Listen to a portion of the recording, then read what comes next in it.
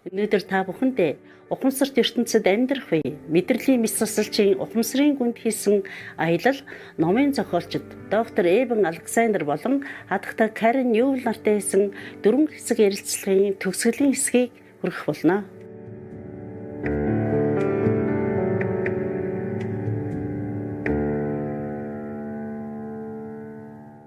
Гинет менингит туснаар доктор Эбен Александр үхлийн ирмэгт тулсан бөгөөд клиник гүгэлд орсноор түүний нүд материалын дэлхийн чандын өөр бусад төвшөнд нэгддэг. Энэ явдлаас хойш тэр шинжлэх ухаан болон сүнслэг байдлын нэгдмэл элементүүдийг илүү судлахыг уриалсаар иржээ. Ариун авиа судлалын хамтран үүсгэн байгуулагч хатагта Карен Ньюилийн тусламжтайгаар тэр өөрийнхөө клиник үхлийн талаар илүү сайн ойлгожээ.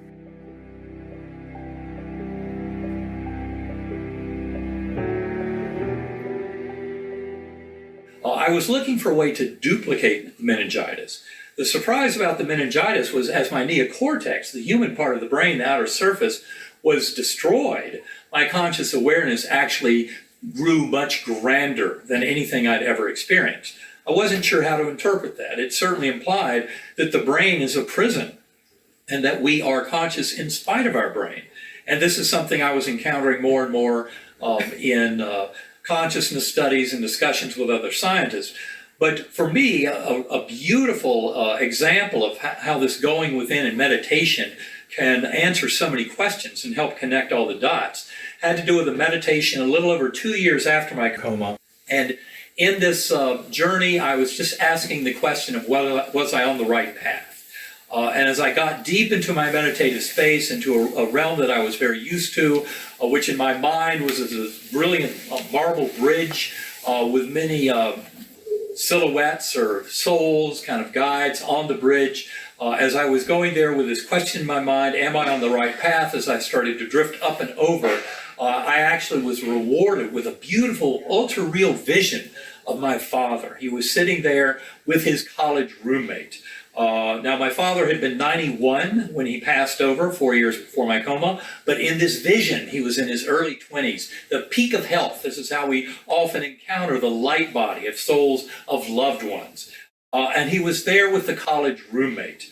And I go into great detail about the power of this story and living in a mindful universe, but suffice it to say for now that one meditative experience and the one look that my father gave me and the little wink as he turned and gazed at me, and that little wink and smile was just like one he had given me when I was a young lad, and he had taught me some incredibly powerful lesson that I was not to forget. Well, the same thing happened in this beautiful journey. And it was very clear from that wink and that look from my father that yes, I was on the right path. This had everything to do with using sound for deep transcendental states of consciousness, differential frequency sound, that I was absolutely on the right path, and that the work with Karen and Sacred Acoustics to develop these tools and to give them to the world was going to be an essential part of the awakening.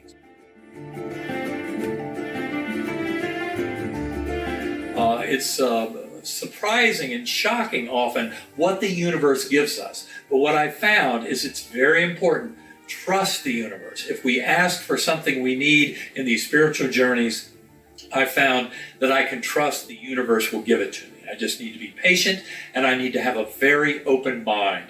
I cannot be thinking my way to it. You know, the little linguistic brain, the logical, rational voice in my head is not the way to get to these very deep answers. They come unbidden from the universe when we set a fertile ground, and that's what happens in deep meditation and centering prayer.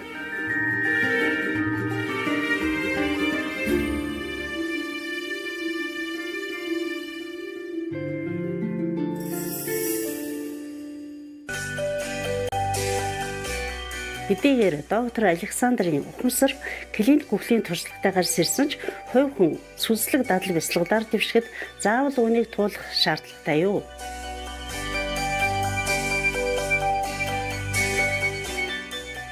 As a sentient being, as a conscious being, we all have the power to go within.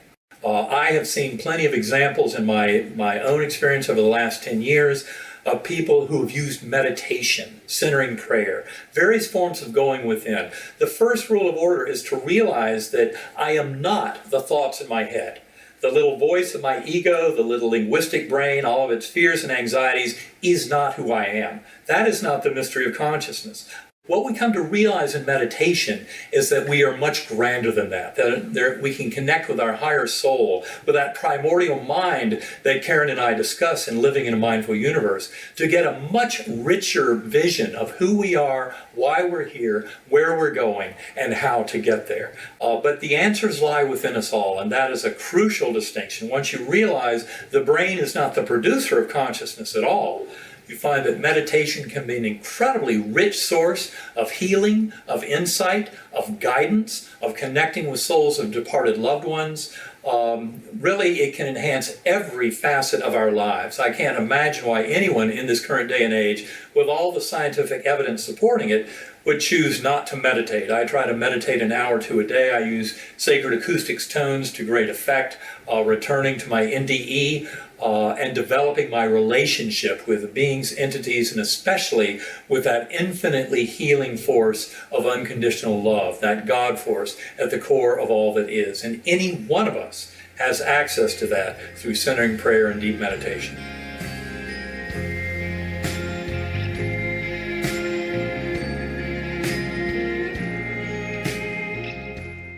I've heard, along with Dr. Alexander, many near-death experiencers who talk about that love, that unconditional love that they find themselves awash in. And many of them will say, oh, that love is too powerful, you can't bring it back here. But I beg to differ, because I myself have touched that amazing love through the practice of meditation, and I've met many others who have too. And by learning how to go within, get your thoughts out of the way, feel your connection through your heart center, you also can get to this love. And when you realize that that love exists and that it's for all of us, the world suddenly starts to look like a different place, safer, more secure, with more purpose and more meaning.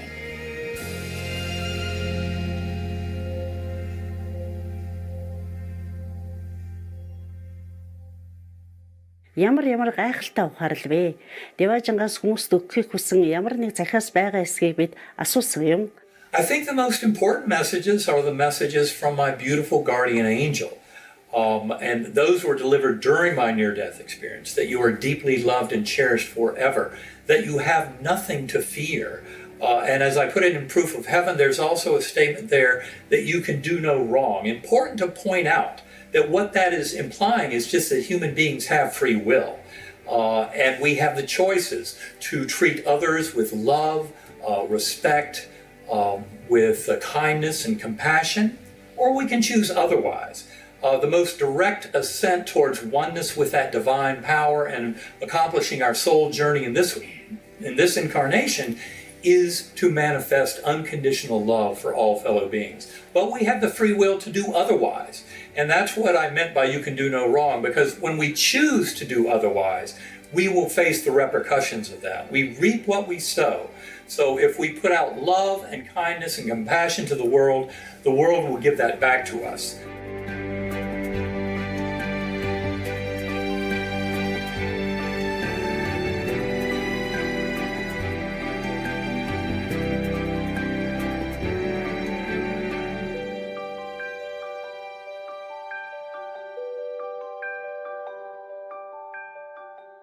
Доктор Александр болон хадагтай Карен Нүүл нартай цаг гарган гайхалтай туршлага хуваалцсанд гүнээ талархъя. Таны ном болоод ажил үйлсэд нь хүн нэг бүрийн дотоодод байдаг нэгүүлсэнгүй бурхан чанарыг сануулгад үнэхээр чухал үүрэг гүйцэтгэж байна. Ухамсарт ертөнцид амьдрахгүй ном болон доктор Эбен Александрын бүтээлийн талаарх дэлгэрэнгүй мэдээллийг дараах хаягаар авна уу. Эбен Александр Цикком ариун авиас судлалын талаарх дэлгэрэнгүй мэдээллийг дараах хаягаар авна уу. Sacred Acoustics.com